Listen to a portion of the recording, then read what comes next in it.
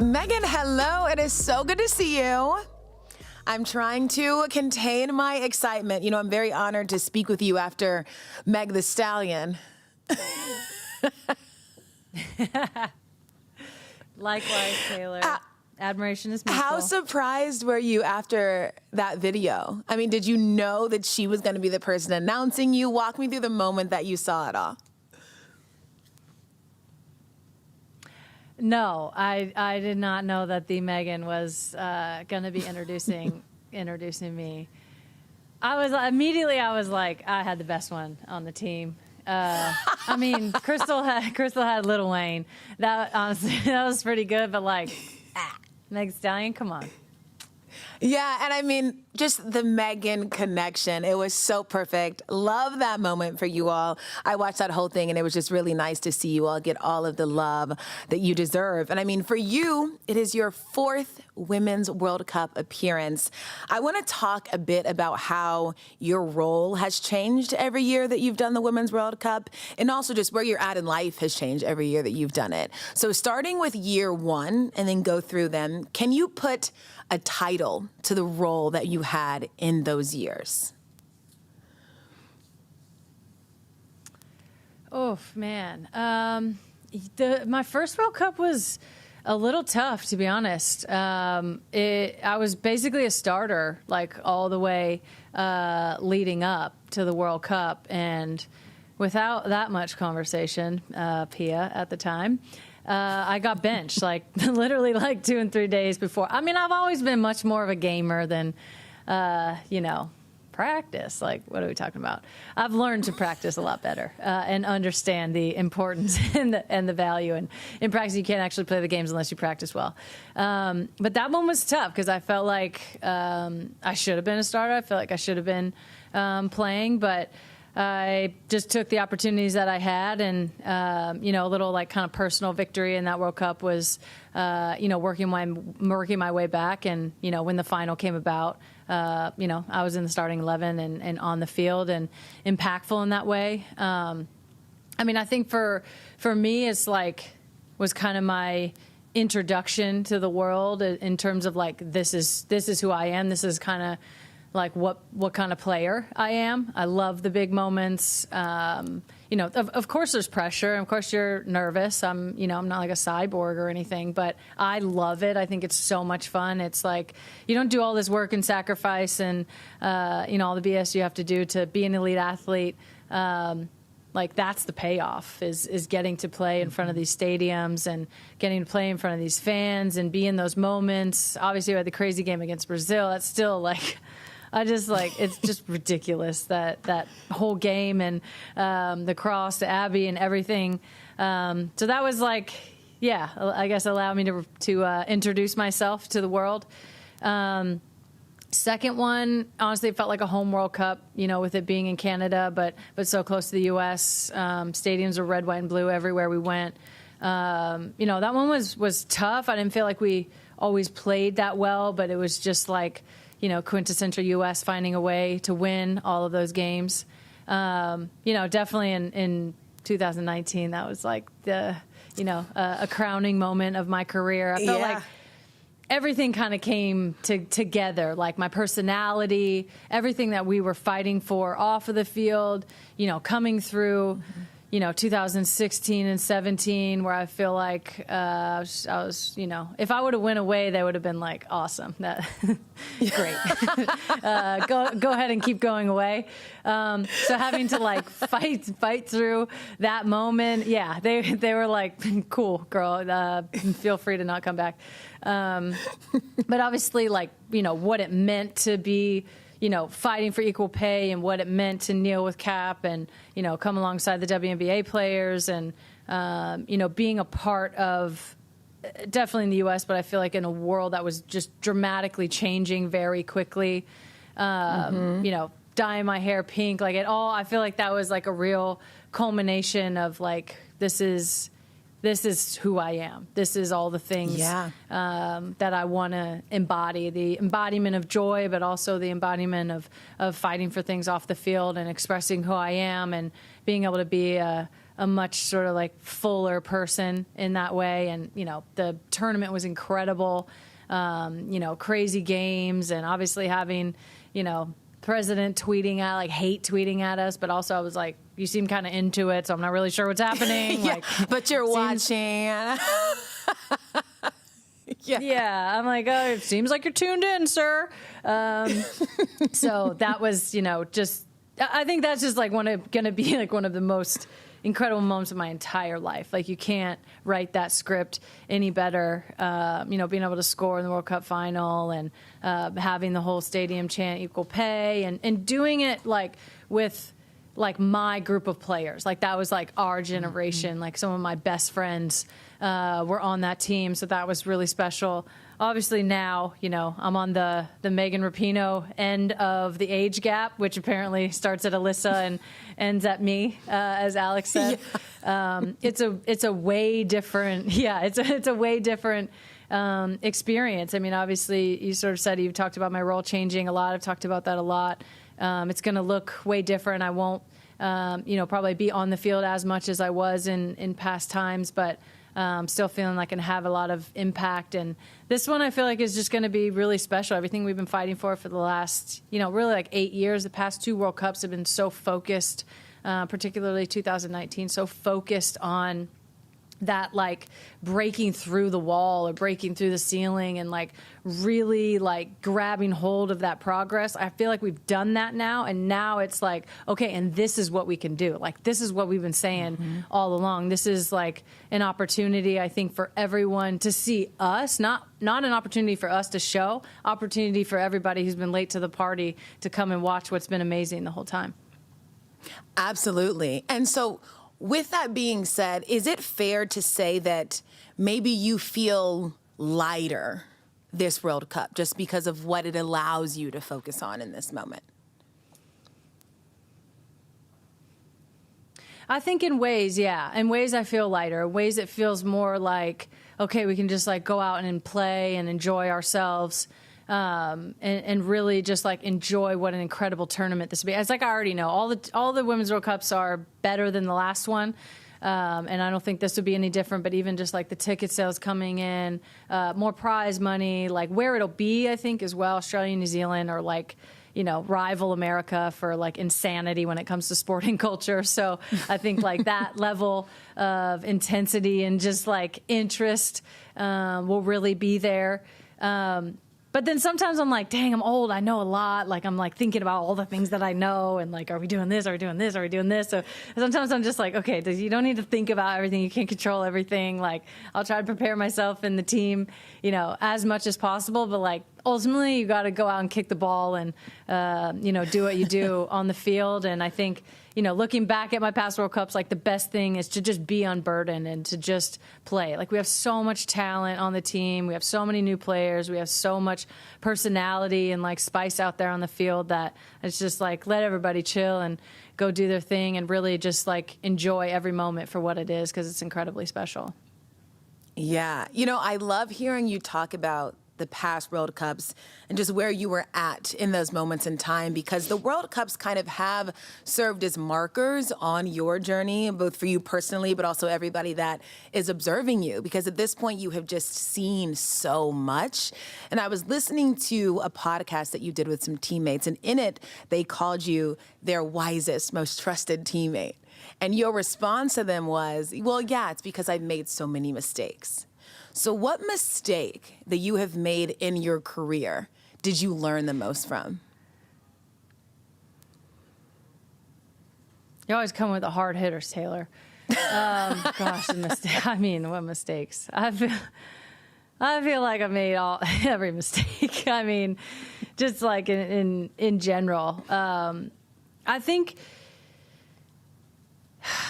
It's tough. I've been through like so many relationships with coaches, obviously. I wrote about that in my book. Jill and I had a little bit of a strained relationship. So I think some of the ways that I handled that, or just feeling like things are so stressful in the moment, which I think sometimes you just can take a step back and not have to like worry so much. Things will sort of figure itself out. We're not like doing rocket science here. We're just going out and playing a game that we all love so much.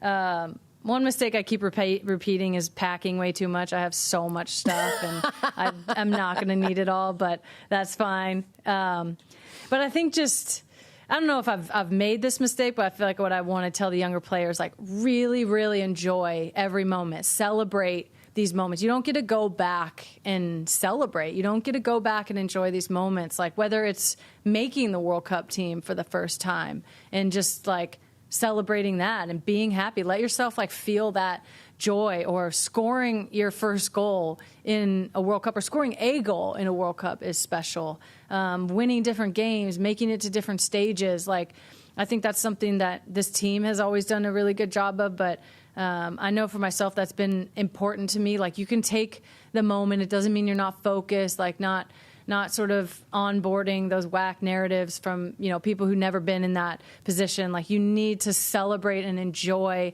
every single moment. Like, it gets hard at times, and I feel like being able to balance that with the joy and with the excitement and just with kind of like feeling what you're feeling is really important to being successful in the end. Like, you can't just be focused for 40 days straight. We're going to be on this trip forever, more than 40 days. We're going to be on this trip for like 2 months. But the World Cup is, just over a month long, and like, you can't just stay focused the whole time. Like, I've been in this a long time. That's bullshit. Like, it doesn't work like that. Like, elite athletes don't operate like that, as much as, Right. Some people want to say that they do. Like, you need that balance, and you need to let loose, and you let your hair out, and you need to relax a little bit and just enjoy every moment. Yeah, you got to have the moments where you can kind of just be alone, debrief. You're already compartmentalizing so much as an athlete that you have to have those times you step away and just being present and feeling present. For this World Cup, your coach said Megan is going to have different type of minutes. What do you hear when you hear that? I mean, I've been used to being a starter, one of the kind of obvious names on the team sheet every game, and that's going to look really different. I think in general, our game to game roster could be very different. Like, and just looking back to 2019, all of us had played together for so long. It was pretty, like, really 2017, 18, and 19, it was like, this is the team, this is rotations, all of that. It was much more clear. I think we're going to have to be really nimble. I think we're going to have to really be like, finger on the pulse during the games of what's happening. Like, if we're up 2-0, like, I'm not going into the game, like, I'm not going to be playing in those games. But if we're tied or we're down or we need a different kind of spark, that's what it's going to look like. So I think I don't really know. And to be honest, I don't think Vlatko really knows. And I think we're cool with that. Like, for me, whatever impact I can have whenever I'm called upon.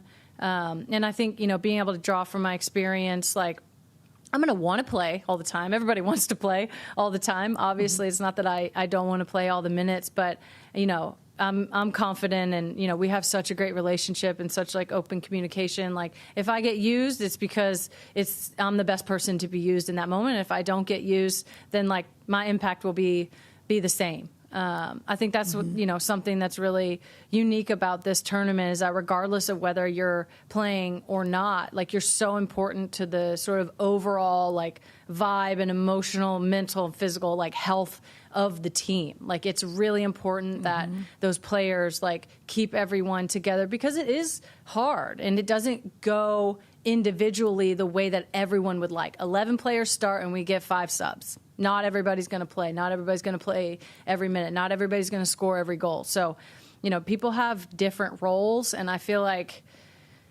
to be honest, if I can accept my role, I don't want to hear nothing about anybody else accepting any kind of role. So I feel like it's a good example, and like really understanding that it takes, it's cliche, but it really takes everyone like diving into their role 100%. And I just like guarantee you, if we win at the end, like, it's all worth it. Absolutely.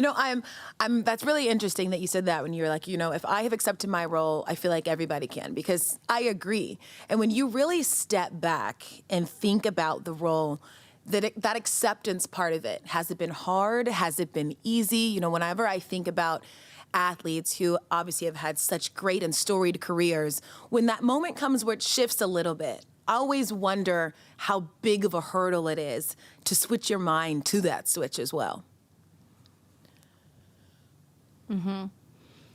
I think the tougher part about it for me was like just coming to terms with like I can't do everything physically that I used to or that I might want to. You know, I feel like obviously the mental part, I just keep getting better up here. And sometimes when the mental and physical doesn't always translate perfectly with each other, that is more the frustrating part. I think as this type of elite athlete, having national team and you know, our league and the NWSL be such a huge part of what we do. It's not like the World Cup's every 4 years and we get together a few weeks before and that's kind of the only thing. We're together a lot. And so to be able to have my NWSL experience where I'm still playing a lot and can still like contribute, you know, so much and be starting and playing a lot of the games, you know, that kind of makes it easier on the national team where I'm not doing that or I'm not, you know, playing all of the minutes. But I feel like for me also, like, I'm just realistic in that, like, I can't do that. I'm not going to be able to play 9 minutes or 7 games in a row or 6 games in a row or even 5 games. So, like, I think I can still be really impactful, especially as an offensive player. You know, we make those subs late in the games or come in for 30 minutes or 15 minutes or be able to take a half, whatever it is. I think I'm just, like, realistic in that, like, hey, I can still contribute a lot. You know, maybe not as much as I'm used to or as much as I used to before, but also I don't really need to because we have all of these players that are incredible. And, you know, to bring a player off the bench that has the kind of experience and that has, you know, the type of game that I have is really unique. Oftentimes you bring in, you know, players off the bench that are younger or that don't have as much experience. So I feel like it's a unique balance at an offensive position.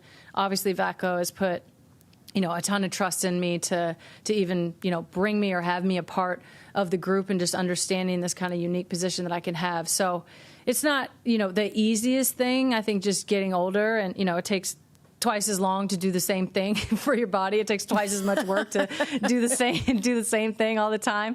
We talk about Susan all the time. Shout out to Susan Bornstein and Athlete Blueprint. I mean, just, you know, they're just incredible and working with us as our bodies change and as the limitations and things arise. But, you know, I feel like I can still be really impactful and still get out there and do what I do. Yeah, no, you absolutely can. I appreciate your honesty there with how it has gone for you. Just 2 more questions for you. I know that we are a bit short on time. As I was prepping for this, obviously, I would see your 2019 photo so much. It is so iconic. So I thought, okay, I want you to give me your top most iconic sports photos, including yours. So give me 3 more that really stick out for you. Oh, my gosh. Oh, my goodness. This one's tough. I know it's hard. Man. There's so many. Yeah. I mean, I think Michael Jordan in Utah after a massive push-off on Byron Scott. Was that who it was? Or was that Brian something. I can't remember. That's an iconic one with the hand up. Steph Curry's got like 20 of them. I mean... the ring, you know, all the shimmies. Sue, top of the key against Phoenix in 2018. Iconic. Yes. There's got to be one of Stewie just like doing that. Asia at the press conference with the goggles. With the goggles on just the side. Kelsey Plum in the back. Yeah. Yeah. I love it. That's iconic. Yeah, and then I'll put mine in there. I think on a world stage to have a signature iconic celebration in sort of the context of everything that was going on. I'll put that one in there too. There's going to be some I'm missing and that's too. the I know thing I'm with going to hate yours. myself, but no, yours. It's like it's the story. It's all of it together and like what that moment really signify that makes it special. So I agree with that list. I'm all in. Last question for you. I was watching a lot of interviews that you've done, reading a lot of articles that you had been a part of, and you talk about your team a lot, as you should. It's very clear you love your teammates. You are a team first kind of player. So I just wanted to give you the moment to talk about you, because I want to know what you want to mean to the sport and what you feel like you have meant to the sport up to this point. I mean, that's tough. I don't think I get to decide what I mean to the sport. I feel like I know what the sport has allowed me to do and the vehicle that it's been. You know, and I feel like I always have to say we in this, because being on this team and having this platform, you know, and of course, I mean, I always say I made the choice to sort of leverage America against itself, because there's like nothing that America loves more, than America. America loves America more than anything. America loves sports, and America loves winners. And America loves like brash, arrogant people. And so it's like, it's all here. And to do it in my way and to really have the ability to leverage it for good, I mean, I think that's what I'm most proud of and most thankful for in terms of what the sport has, you know, allowed me to do. You know, it's also just given me so much opportunity to do what I feel like is really my life's purpose. I feel like I'm this messenger type person. So much of what I say is not just what I made up or what I'm saying. I'm speaking with people. I'm speaking on behalf of people, using this amazing platform to do that and continue to push for change, whether it's Black Lives Matter or trans rights in sports or LGBTQ rights or equal pay, whatever it may be. I feel like that's the privilege that I have. There's so many amazing things that come with being an elite athlete and being on this level and being as successful as I've been and being as successful as this team has been. I feel like that's the natural balance. I feel like, you know, the natural order of things would be out of balance if I just took and didn't give everything back. And I think being able to see in real time, along with so many other people that are fighting for the same things, whether it's, you know, the WNBA or other soccer federations fighting for, you know, equal treatment, or the way the NBA has used its platform, or different athletes. Like, I think it's really amazing to be a part of this. I know that it culminates in certain people at certain times, and certain personalities have a microphone. And you know, I've certainly never shied away from the intention. I have freaking blue hair and I have pink hair, so it's like no one's up here trying to be like, oh, I just went about my business humbly. I'm not that humble. Yeah, I have humility, but I'm not that humble. But I do really feel a part of something so much greater than myself, and so it's been an honor and a privilege to be one of the mouthpieces and to be one of you know, the people that things have culminated in. I think I just always hope that I've, you know, done it justice and treated it all with respect, and you know, left the game in a better place than where you found it. I think that's always really the goal, and I don't think it's sort of ostentatious to say that we've left it in a much better place than where we found it. And I think that's the most important thing to me, and the thing that I'm most proud of in my career. What a beautiful answer. I love that. I mean, I know that you know this, but you are so many things to so many people. Everyone is just thankful for your existence. I mean, it's obviously already incredibly easy to root for the USA, but you make it just even easier, because I love seeing you do well. You know you're my girl, and thank you so much for your time. I'm sad I won't be making the trip. I'm going to have major FOMO with everybody out there, but I will be rooting here from New York City. So thank you so much.